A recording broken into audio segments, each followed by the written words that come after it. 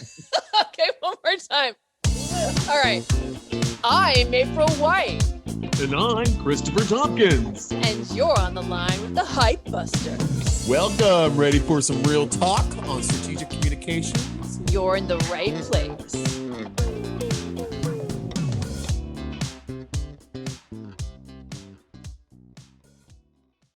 Hey, girl. Hey. Hi, everybody, and welcome to this episode of Pipebusters, starring me and her being, April. and me being me. Chris.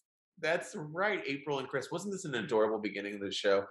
I think We have everyone threw up in their mouth a little bit. You threw up in your mouth a little bit? Well, I think everyone did.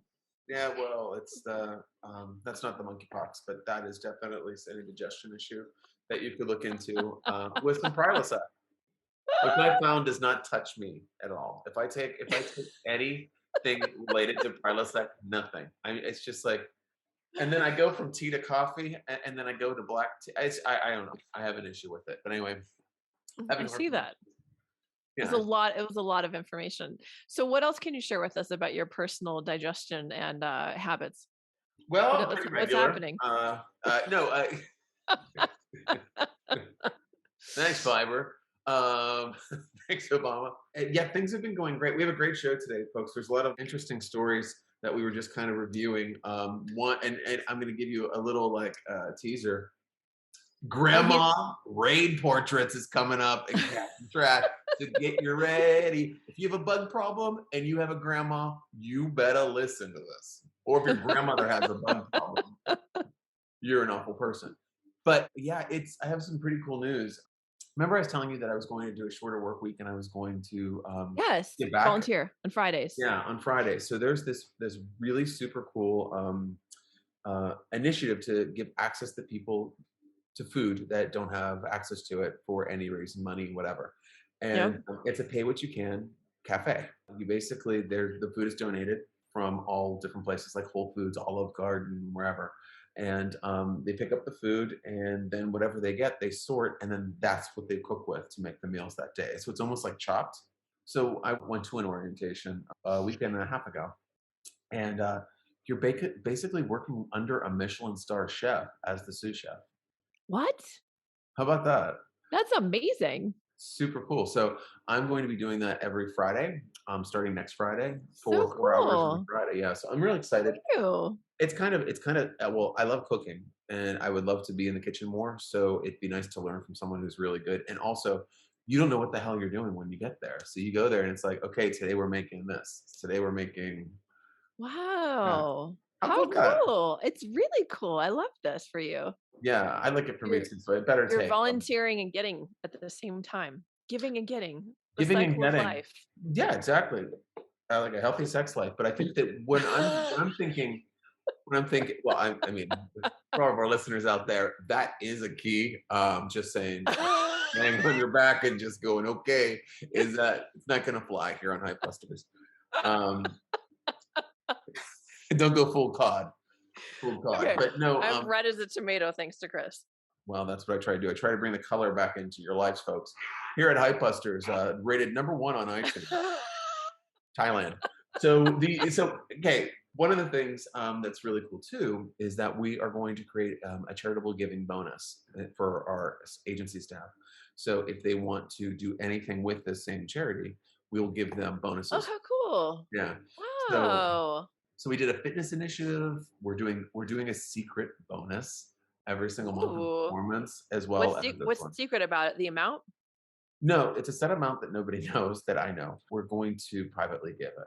So if it's everyone that has a really great month, it's split evenly. If it's like 2 or 3 people have a really great month, we want to reward people for when they really have good things to do. Very cool. I like this. Yeah, we've also done something too that I don't know if you do at Trust Relations, but we started Friday Wins meeting. So you end off and all you do is talk about everything cool that you did that you're proud of. So it's like a brag. We don't do that. The thing we do on Fridays is no Zoom Fridays. Oh. Zoom-free Fridays. I started that so that everyone can be off camera for one day. Oh, that's cool. Yeah, it's exhausting. That Zoom fatigue is real. It really is, and it's kind of like also trying to go from like obviously you can tell that I'm like casual today because I'm wearing a hat. I could never wear a hat on a presentation. But on Hypebusters, come on, we just talked about Is equal yeah, sex rights. So equal sex rights. for you and your partner. See, this is educational. This is like life sciences plus. So if you are a Oh my college god. student that is in Thailand listening to this, thank you for your comments. But so April, that's me. That's kind of my high level I stuff. mean, I can't follow up on that. I think maybe we should just go straight into the news. We're not going to talk about it irregular. Okay. I don't think we need to talk about any of my personal issues. Which folks alludes that she has them, but let's not go. Let's not go there. I don't want to talk about my myriad of personal issues. Okay, so yeah, let's go into the goodness gracious, great balls of fire, breaking news. Yes. So the first one we have is one that is so I've literally today I have typed the word YouTube and the word TikTok 75 times each. Wait, how do you know that? Did you keep track? Yeah, I know exactly where I was. I was creating a report, and I had to type it. So you aren't exaggerating. You actually did that. Yeah, no. You know what's Aha. interesting about me? Sometimes I'm exaggerating, but sometimes I'm not. You'll I never know, mean, really. sweetheart, everything is interesting about you. Yeah, interesting. I'm not I want to exaggerating. know. I want to know it all. I want to know everything. I want to know every single gray hair on that beard. Tell me, Chris, what else is going on? So that was some mouse acting for anybody on our OnlyFans. I can see this. So the first story is from Marketing Dive, which always goes deep. And it says how YouTube's brewing TikTok rivalry could impact mobile video strategies. So recently surpassing 1.5 billion users, YouTube Shorts gives marketers another platform to engage consumers, though audience differences should be taken into account. What do you know about YouTube Shorts over there, apes? I knew that. Sorry. Not only did you ask me a question that should be answered by you, but you also used my horrible nickname that I hate. Um, I think I should just refuse to answer. Well, oh, come on, AW. What do you got over there? I love it. I mean, I think in general, like we're just gonna keep seeing a lot of these rivalries happening between all the different platforms as things become popular and then become less popular. Um, but so I mean, I think it's inevitable, right? I mean, I but but in terms of how it's going to impact the mobile video strategies, that I'm not totally sure on yet. Do you have a strong opinion on where what that's going to mean for marketers? Both of these need to be looked at seriously, but there are different audiences at play. Okay, so if you're, for example, I would not give my phone to a, well, I would never do this anyway, but I'm not judging parents out there that do this all the time using their phone as a babysitter. But you know, I always see parents giving their kids open it up to YouTube and then they just go and search and watch videos. I don't Mm, really see parents giving TikTok to their kids just yet. I think it could eventually get there. But I do feel like even the YouTube shorts are a shorter form sometimes of longer form yeah. content that's linked. So I do feel like there's a piece right there that's important in linkage. But I also feel that YouTube users, power users, and TikTok power users, meaning someone that looks at it every single day, maybe multiple times. I think they're two different types of people. Mm. I Yeah, mean, I think that's TikTok is definitely a younger platform, right? I mean, it's interesting. This article says that YouTube's advertising revenue jumped 46% last year. 46%. That's a yeah, lot. because you can't get for your YouTube advertising dollars. You know what I Yeah. mean? With TikTok, you can throw the same amount in and get a ton of engagement, et cetera, and just action. Yeah. Whereas YouTube, I mean, come on, even when we collaborated, it's you have to go back and forth and finally Yep. get it to work, and then it grabs your money really quickly. Or what it will do is it will something else. Big tip for anyone that's listening, honest tip, is when you're creating ads anywhere in Google or any of the platforms currently, you better check your settings after you've placed it. So after you placed your ad, go back in and check to see what your budgeting settings are. Mm. Some of the platforms are just As soon as you go to the next screen, they're defaulting to the every day for the rest of your life budget, which is burning a lot of people, but also is Oh, giving, interesting.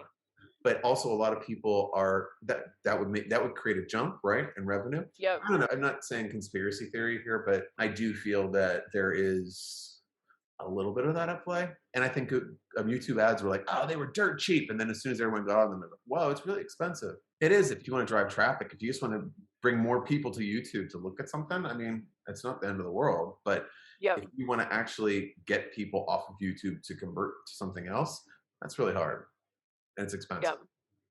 Whereas TikTok, it's not.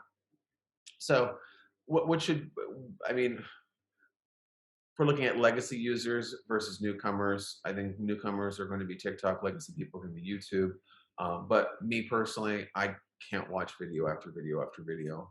I'm seeing too much, so I'm not the audience to really judge on this. But YouTube Shorts, we are utilizing for our clients. If we are creating Reels content or Yep. TikTok content, we are utilizing Shorts, and some of them are getting really great views. So don't count it out, but don't forget it exists either. Yep. So that's all I have to say on the matter. And I I know think that it's you were great. what you were really excited about. I I mean, mean, what I'm excited about is that YouTube is competing now with the Chinese tech giant ByteDance. That's TikTok. oh, I love that. I love that part. I mean, China. Okay. Um, um, oh, I can't stop myself. Okay, can't stop, won't stop.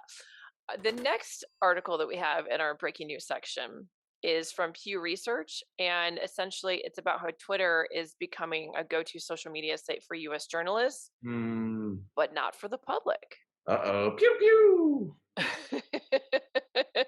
So more than 9 in 10 journalists in the United States, 94%, use social media for their jobs, according to a recent Pew Research Center survey of reporters, editors, and others working from the news industry. But the sites that journalists use most frequently are different from those that the public is using for news. So this is kind of interesting, right? So among journalists, Twitter clearly ranks at the top of the list for work-related tasks.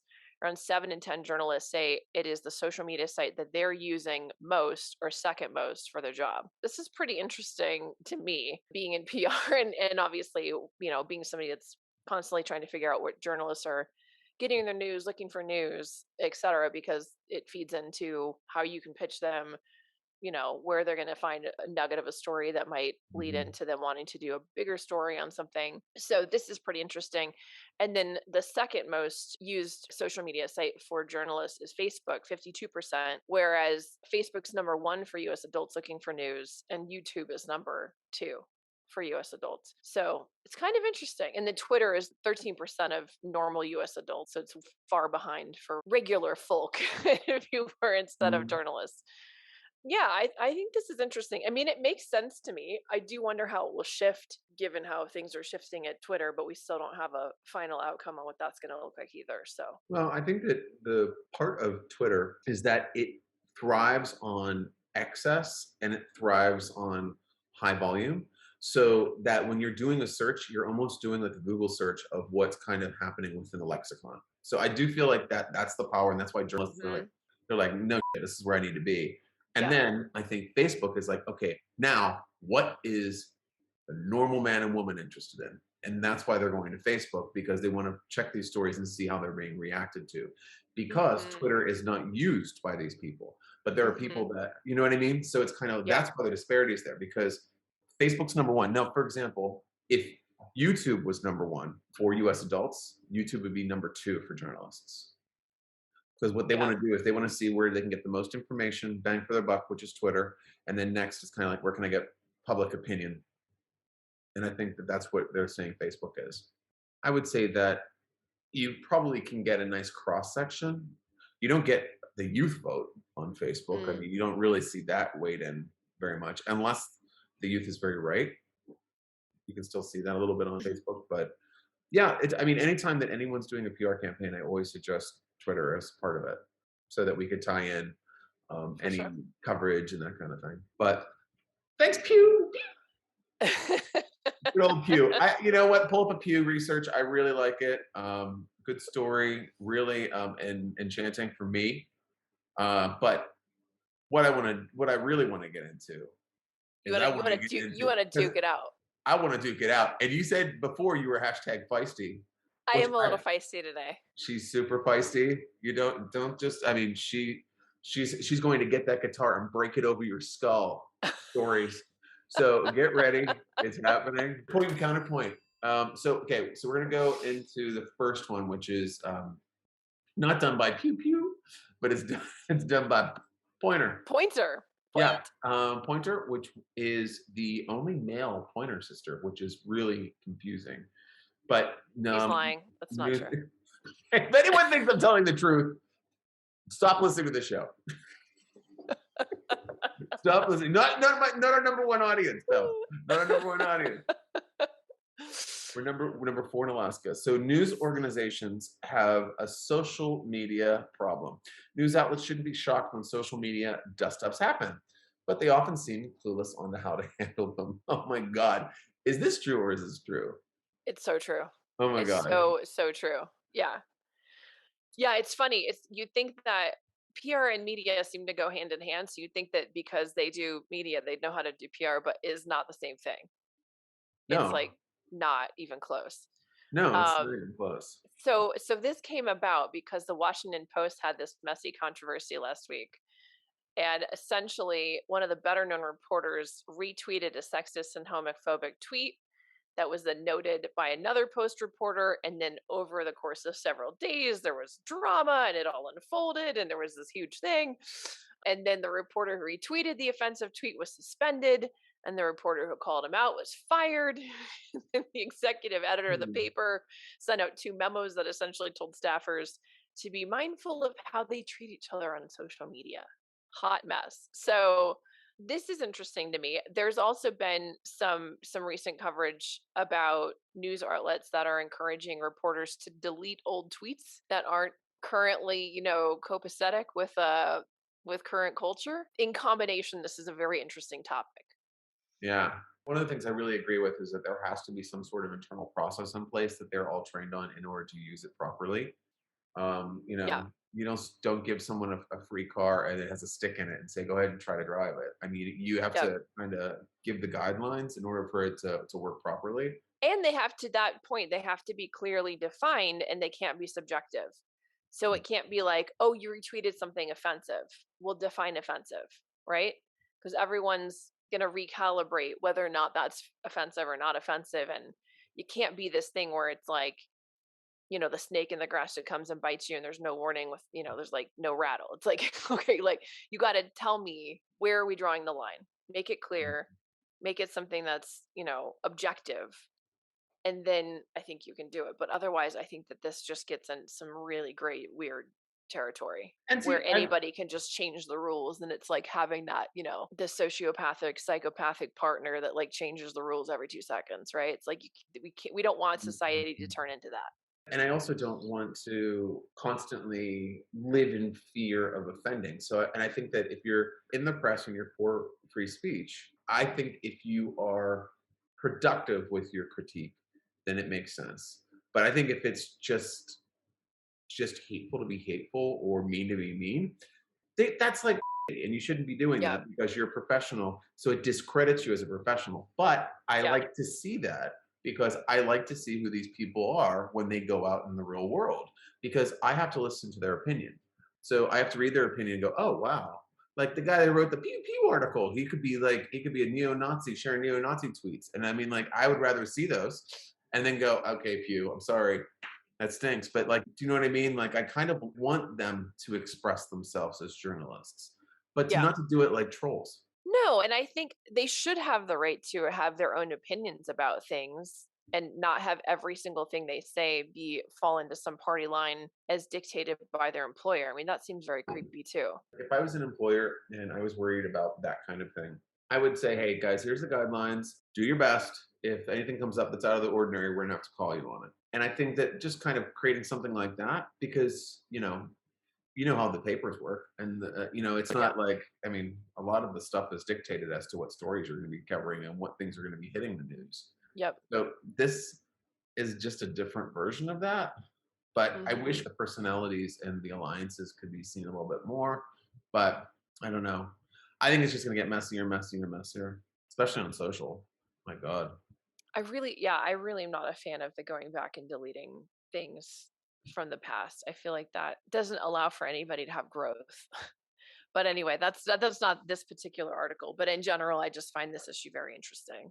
Well, it's the same thing that if they have like a classic episode of a television show or there's a classic movie that has a couple lines that are out of line right now, it's out of print. You can't take it. They pulled it from rotation. And it's like we have to be able to see things and go, oof. I think seeing it and cringing and feeling like, oh my gosh, this is how it used to be. And now I understand how those people feel. Yeah, Those people, you know what I mean? Like anyone that we have new rules of communication around that are more yeah, egalitarian. It's like, for example, the Disney movie Song of the South. Song of the South is problematic across the board, right? It's steeped in slavery, yeah, but seeing it and seeing it again, not seeing it celebrated like 50th anniversary, let's or whatever, or 16 millionth anniversary, but yeah, just having it available to watch is something that's very interesting because it's like, oh my gosh, oh wow. And also yeah, it allows you to understand the generations that come before you. And when you're seeing your older relatives and how they're acting, it's kind of like, oh my gosh, that's the same mentality. And that's why they think that because they were exposed to that.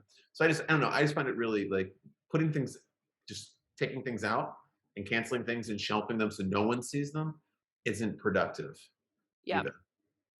No, and it gets very like Brave New World because I don't know if you ever read that or saw the TV show or the movie, but it's like, Mhm. in that society, they just whitewash all of the history of the entire, Mhm. race basically. And it's like, you can't have any Shakespeare books and like everything Yeah. is just like removed from the lexicon. And so only the savages have access to these old books of like, and I don't think we want to go there, but that is certainly for something that was written a very long time ago as sort of a dystopian sci-fi future. It's starting to look very current, Mm, and I don't love that. For anybody who hasn't read the book or seen it, and there is a great TV show of it on Peacock. That it's an NBC show, mhm, so I highly recommend it because it's very interesting. But it's written around the same time as 1984, and so it sort of has a Orwellian mhm. overtones, and it's worth checking out because Yeah, I don't think we want to go there, but mhm. it No. is it is very weirdly becoming a playbook for what's happening now. Yeah, and if you wanted to make it more accessible to your kids, the Brave New World storyline was adapted for TV during the '90s in Boy Meets World, which ran on TGI Fridays after he's Family Matters, he's making this up again. starring Ben Savage, He's a it's not true. problematic Fred Savage None fame. of what he just said is true. It's all fake. It's fake news. Fake news. Yeah, and skip Boy Meets World. It's a heavy lift. It's not But true. Wait, did we actually have a point counterpoint where we just like aggressively agreed with each other on this? yeah, we don't have to always disagree. Okay. All right. This is how like people Just an argue in the coffee analysis. shop. I mean, where's All right, well then we better disagree on this one. Let's oh, get I into can't it. wait to think the oh yeah, because you have an issue with this. I don't know if I do. Let's find out. So PR Daily wrote Mm, an article about what the death of notifications could mean for PR pros. yes. So many people are turning to notification detoxes to reduce interruptions to their lives. And we're wondering, as a, I guess, PR industry, what does this spell out for the need for cutting through with things that are slightly more authentic less disruptive. So basically there was an interview about how this interruption averse culture provides a unique opportunity for PR and marketing pros to truly earn their audience's attention, and I would say trust, but of course because trust relations. But they said advertising is a business that prides itself on being persuasive, and its greatest persuasion was convincing everybody about how effective it was. And I think that's what happened over the last couple of decades, is that many people have come to just equate marketing and advertising as if they're the same thing. Yeah. They're not the same thing. And that's interesting. I think it's true that it has become very synonymous, and it's not actually in practice anonymous. So, in essence, instead of bemoaning the loss of attention that pop ups, commercials, and push notifications are receiving, PR pros should look to create messaging that's less intrusive by nature. Amen. Couldn't agree more, actually, with this. I think that this is very true. I also agree that those notifications are a recipe for a panic attack. So, I think it's good that people are starting to realize that we need to cut down on the amount of disruptions. I know they've done studies before where every time you get interrupted, it takes 15 minutes to refocus on whatever it was that you were doing. And so if we're living in a world where we get interrupted every 30 seconds or every 3 minutes or every 30 minutes, I mean, it makes us a lot less productive. I think that's true. And I also think it just further underscores that what you provide needs to be of value to your audience. You can't just be shooting them with messages just for the sake of it. It has to be a great offer, a great insight, or something educational. It can't just be, "Hey, we're great. Look at us buy our." Like, you can't. That's not going to work anymore. Okay, I have a different side of this. Okay, so Ooh, okay. So you are um, going to disagree with me. Let's yeah, duke it out. bitch! Let's go. Let's go. Let's go. Okay, so here's the deal. Swinging the pendulum one way or the other is never going to solve an issue. It's just basically going to give someone a stopgap for a problem. And the problem here is overuse of notifications to make people feel stressed. Okay, excellent. How many times have you been told to meditate? When's the last time you meditated? It's that kind of thing. It's like, oh, notifications, turn them off. But I'm gonna miss something important. Okay, so then go and you can go in and you can figure out exactly how to get your notifications so you're getting exactly what you want. So if you're too damn lazy to do that and you're gonna hit the off button, I can't handle it, it's too much for me. Uh, Go ahead. I mean, whatever, do that if you want. Create better messages, engage with your audience. God bless you. Go with God. It's all good. But the problem I have is that that's kind of like that's the conversation here is how to beat the notifications. Yeah. It's like, you know what? If you put out a good story, people are just gonna know it and they're gonna feel it and they're gonna look for you. No one is looking for anything. We're like 5 years away from machines that feed us.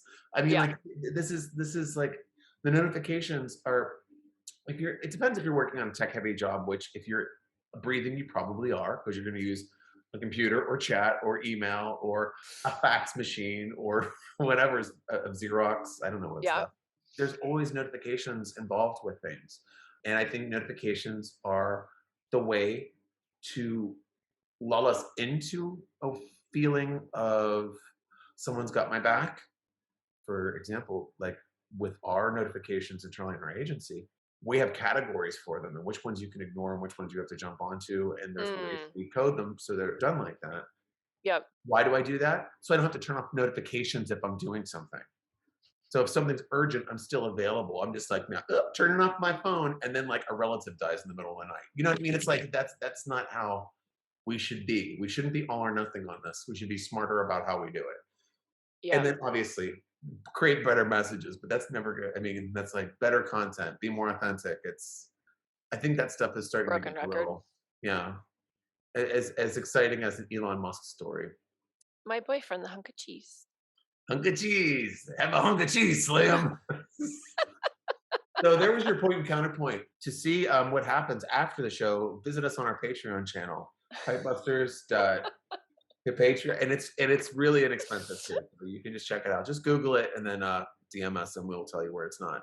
So So, everyone's ready to hear about I mean, the show. Everyone's talking about it. this is definitely the best segment, right? We saved Everyone the best loves for it. last. I Yeah. know. And just so everyone knows, if you want to be a guest on the show, this is the number one section why everyone pulls out as a guest, which is our honest feeling. Unrelated to the sex advice from earlier. Yeah, exactly. Because that one, no, you know what? I think that was on an inspirational card I have somewhere over here. I think it was on one of my inspirational cards. I think, but you know, what's my card? Oh, okay. What's my card today? Don't involve yourself with whack shit. Knowledge. Oh my See, god. and for you that are listening to this, I pulled a card and held it to the camera. So if we have cash and trash, the first one is Yes. the one we were teasing at the top of the show, Yes. and it's one that's You got to give more than the tip now. oh, this is deeper than the tip, folks. We're up to vein. So this is a raid campaign, and Yes. Raid, they are like the bug spray raid. like raid. Ooh, cartoon bugs get looking like Yes. scared. And why are all Yeah. the bugs in those commercials from New York? They're like, ah, I got you over Because here. because most of the bugs in the US live in New York. Oh my god. It's the highest population of bugs in the US. Oh my Did you god. know that? Did Someone's you know gonna that? do a good fact check on that, and it's gonna be like Punxsutawney, Pennsylvania or something. Oh That's yeah, no, we'll definitely. I know that it's not true. I just made that. I'm following it, taking a line from Chris, following in uh-oh. his footsteps, Better just turn your making notifications just up for making shit up. Pipebusters. All right, so raid Raid. protection for all portrait shoots. So Bugs are super scared. they're looking for filmmakers around the world to shoot social and digital assets for Raid's new global campaign. And it's basically the Raid's mission is for a future where everyone in every community in every corner and every oh my god In every country. I hate this immediately. I know. Basically, Raid is looking for people that need oxygen. We believe protection against pests is a need for all. I'm sorry. Is this like It's is this so a big, dramatic. this It's is so like, dramatic. yeah, like bugs are like gonna be the end of us. They're painting it like, we got to keep everyone safe from COVID, but it's like bugs. Yeah, it's like bug realness. I don't know. Okay, so it's literally This photo, can you describe this photo? Because this is really funny. which photo? The one up top on the above the fold. So It's maybe we should actually screen share. There's a whole video. yeah. Oh, get ready, Raid fans. You gonna screen share this? I might. You never This know. ish? I might. I don't know. This ish. God, we're suddenly being clean just I because don't you know. want to That way, get. just I don't have to make Veronica bleep out one more thing. Oh, I know. Thanks, Veronica. Okay, so here we go. This is the page for Raid. So if anyone I wants to hope she look at leaves it, that there you in. go. Then there's the brief. So if you want to get into it, see, Uh-huh. I love how they have the brief. It's really in here. They really filled that out. Yeah. So the showcase. Here we go. This is a little flavor. Little We'll Flavor get Flav you'll get most of it. putting 60 years of raid science to work to make sure everyone feels protected against pests. Raid protection for all. Raid ant baits. you All know, right. nothing about okay. If Raid was going to change their branding from that aggressive zap like looking like logo, and it's like a calm mother and a son reading a book, or oh, let's play hacky sack. I mean, it's like, give me a break. Killing bugs next to your grandma in South Africa. I don't know. I mean, this is like such a grab for attention. Very contrived. Yes. So I'm trashing this all day long. Yeah. Same. I'm trashing this. This screams of a marketing agency that was hired to soften the brand to give it a new humanistic angle because they Yeah. didn't want to show bugs. Yeah. So this is how they're doing it because they have to do something on TikTok, and spraying a bug and watching it die is probably not exciting, or watching ants march to their ant hotel death is not probably exciting. Inside the hive, the queen explodes. I mean, it's like personally, I think that would be like pretty Oh my raid-tastic. lord. Don't you think? Oh. Like seeing like just insects die. I think that would be a I great mean, really TikTok thing. gross one. Like, yeah, like cockroaches. Oh yeah, the ones that are real full of stuff. Yeah. Eggs mostly. All right. Let's move on to something more fun. So, Alka Seltzer drops a Ooh. new hangover relief product with help from T-Pain. Oh God, nothing gives me indigestion like T-Pain. So this is a fit so far. Oh my This gosh. this photo is amazing. Do you see this of him with his Alka Seltzer hangover relief? Hey, Hi, wearing it. I have no more cred. All right. Incredible. Okay, so Alka Seltzer is introducing the Alka Seltzer hangover relief with an assist from musician T-Pain. To promote the new product designed to alleviate hangovers, the artist remixed Bayer brand's classic jingle and his distinctive auto-tune croon. The hip hop influenced take on plop, plop, fizz, fizz. Oh, what a relief it is. Earworm is available to stream on Alka Seltzer's website and is attached to a TikTok dance challenge. I mean, we have to listen to this, right? Already there. So, what did we learn, folks? We learned that T-Pain is an alcoholic, and also that T-Pain has a book that he writes down his hangover remedies and to see which one's going to work next. Plop, plop, fizz, fizz. Oh, what a relief it is. I mean, What a relief it is. What a relief it is. No, I don't know who came up with that melody. It's just so catchy. Plop, plop, fizz, fizz.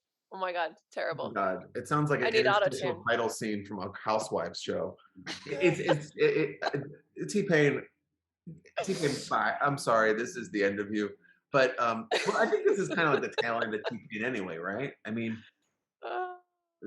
he's not really doing stuff. So unlike T-Pain, this hangover relief is now available at Target, CVS, Rite Aid. And just in case you didn't know who it was aimed at, it is blue and bright orange. So guys, this is aimed directly at you. This is guys all day long. How this is. Oh yeah. This is guys. Yeah, Definitely. you know I need this like now. It's like T-Pain. Calm down with the drinking. It's Tuesday. Well, also you're filming a commercial and you got a hangover.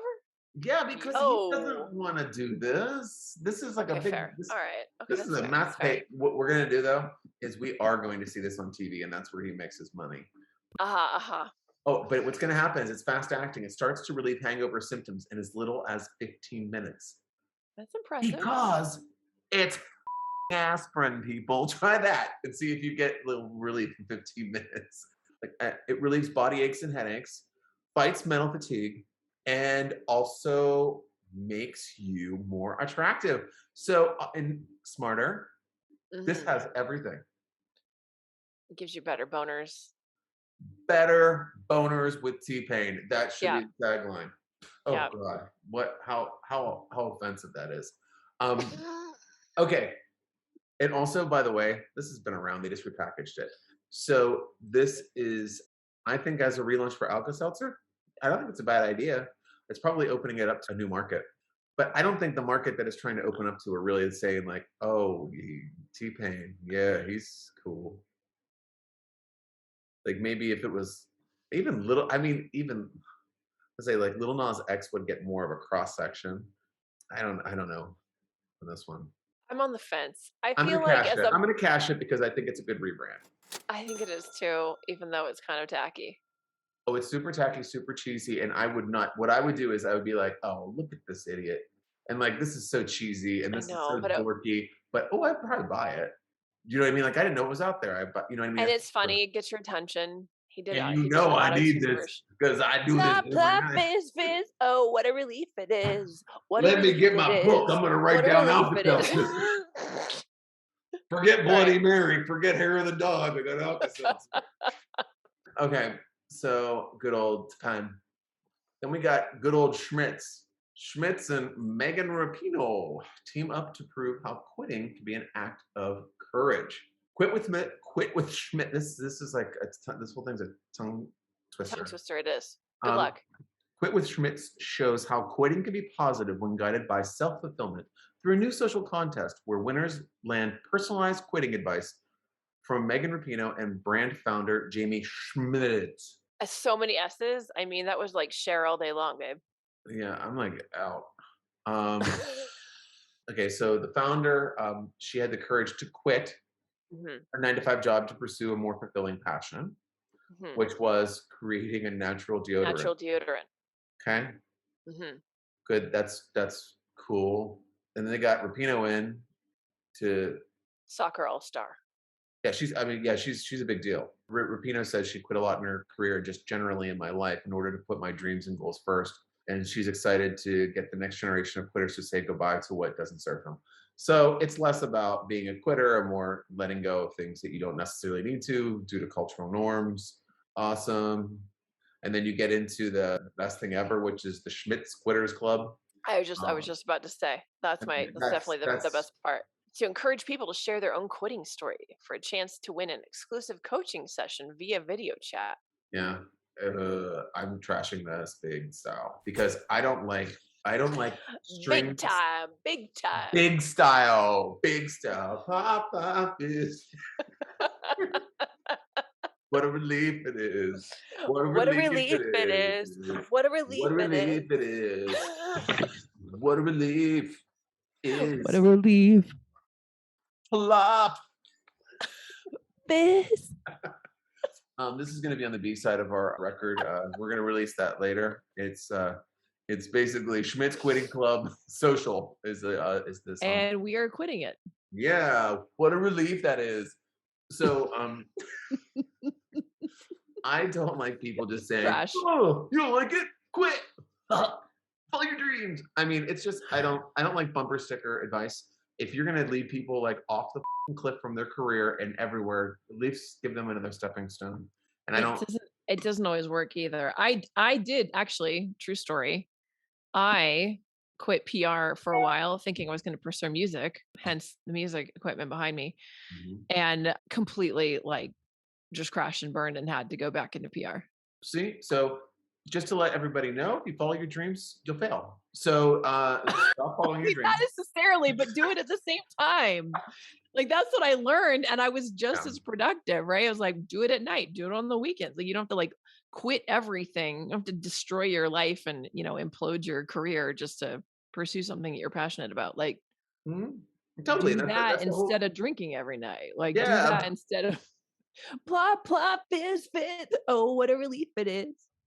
I eat it every day. I put it in my journal. Look at that. Anyway, yeah, no, it's like another one of these pendulum things. It's like, Yeah. you know what? It's like the Great Resignation. The Everything in Great Resign moderation, people. Yeah, the Great Resignation is going to create the Great Depression because there's gonna be a lot of people out of work that can't find jobs that think they can do it on their own, have no training, have no support, have Oh, nothing. yeah. Oh, And yeah. it's like, I And mean, everybody's gonna declare bankruptcy, and then everything's gonna implode. I can't find anybody to work at my store speaking which. Everyone's collecting unemployment, and nobody wants a job. anybody would like to not collect unemployment and work for April. She's paying $8 DM an me. hour for a 50-hour shift. So give It's her. not true, it's more than that. Okay, it's more than that, 850.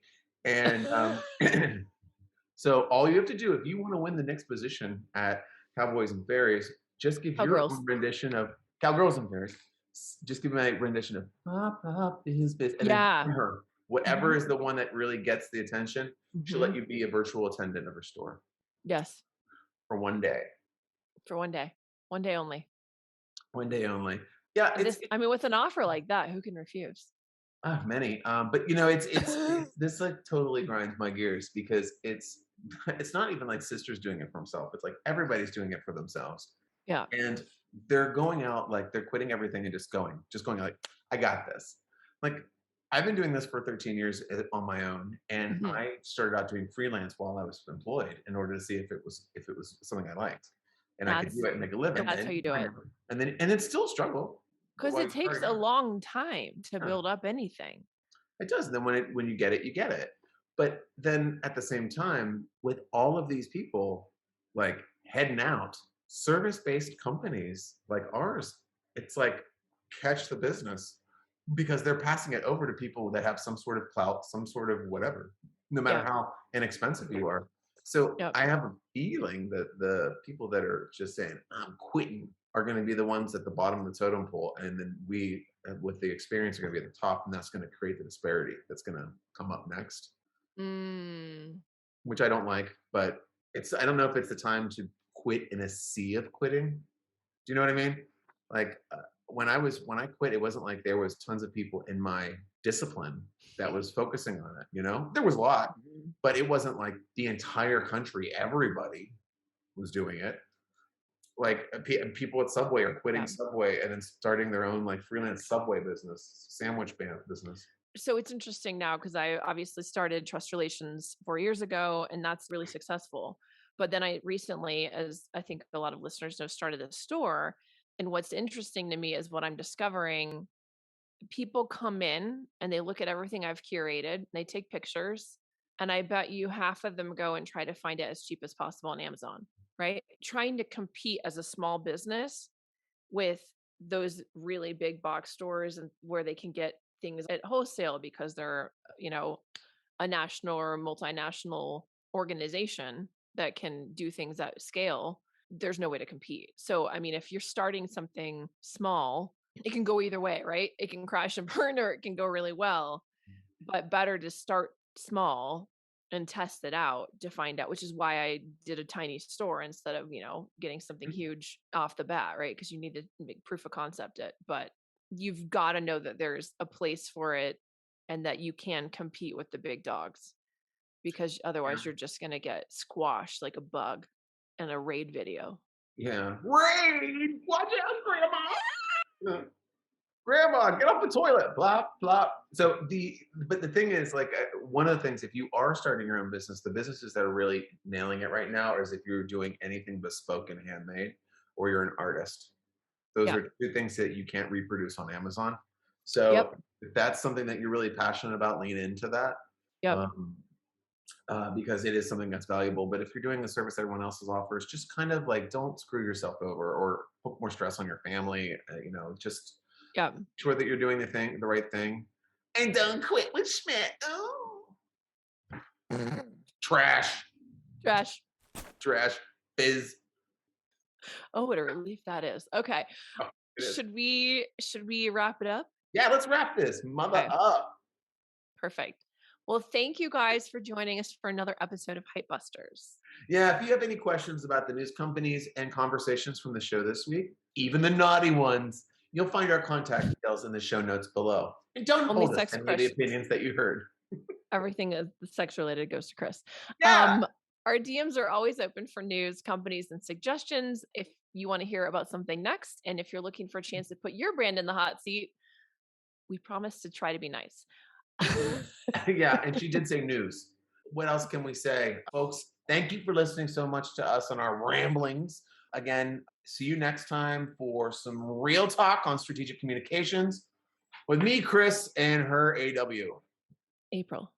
Wow. Yep. All right, folks. Love you. Bye. Bye. Bye.